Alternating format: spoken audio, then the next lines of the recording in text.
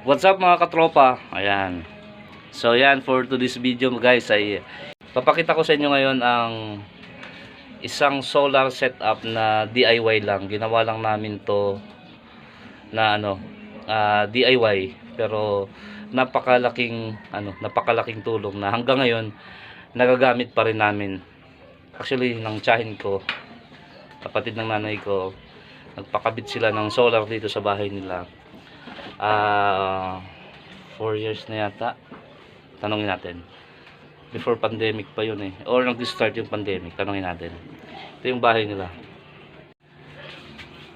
Ito po. Ayan. Pasok tayo sa bahay. At ito guys, yung solar nila. Oh. Ayan. Kung mapapansin nyo, dalawa. Kasi yung isa niyan, solar. Yung isa, yung grid. Kuryente. So ito yung switch nila. Ayan. So kung mapapansin nyo, yung isa umiilaw kasi nga ano yan, may kuryente, may ilaw yung indicator, yung switch nila. Ito wala kasi nga solar siya. So ito yung solar. Ayan, umiilaw siya. Tapos ito naman yung sa kuryente. So ito yung solar. So napakaganda, no? Napakasimple lang ng setup. Kung meron tayo nito sa bahay ay okay tayo kahit mag brown out. So subukan natin, patayin natin yung ilaw. Yung breaker nila kung affected siya, you know. Ayun. So hindi siya namatay kahit patayin natin yung breaker. Kasi nga solar siya. Meron pa sila doon sa taas. Tingnan natin. So yan, akyat tayo sa taas.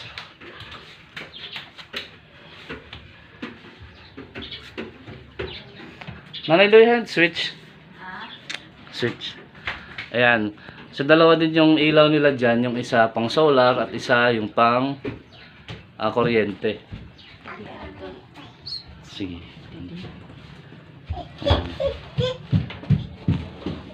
Sige, dimik na. Ayun yung switch nila, oh. Sige na ito. Sige, pindutan na ito.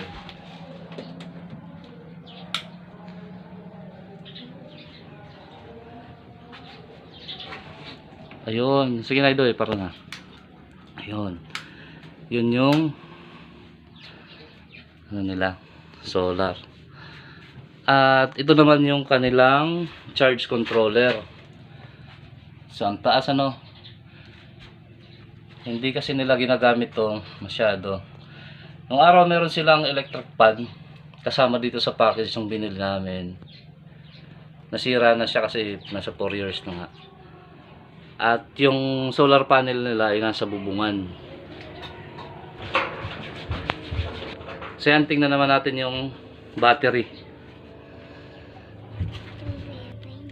So yan naman yung ating battery. Ano lang yan, 40 Ah. 40 Ah na liquid acid. So far okay naman siya. Hanggang ngayon gumagana pa rin. So ayun, naikot na natin yung mga setup natin dito. Ayan. So ngayon naman tanungin natin si Nanay Doy, yung tiyahin ko na nagpakabit ng solar dito. Kung ano yung kahalagahan ng pagkakaroon ng solar. Tanungin natin siya, nandito siya. Ako, nagpapasalamat talaga kami. Kahit paano dahil may solar kami.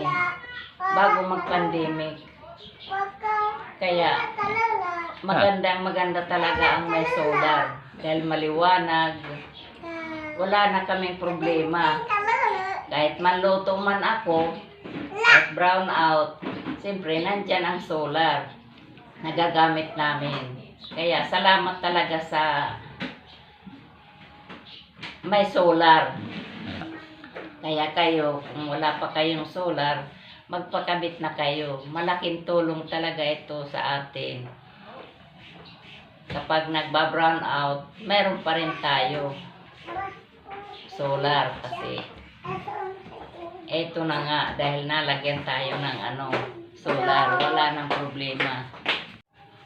So ayan yung tiyahin ko na nagpakabit ng solar dito dati sa sa Barangay May Pangdan bago pa mag-pandemic kung hindi ako nagkakamali. Yan in-order namin yun sa sa Smart Solar Asia. So napaka-reliable ng kanilang products. Meron pa tayong ibang pupuntahan na nagpakabit din na galing sa Smart Solar Asia na products ng solar. Yan lang muna for today's video at maraming salamat sa inyong panonood.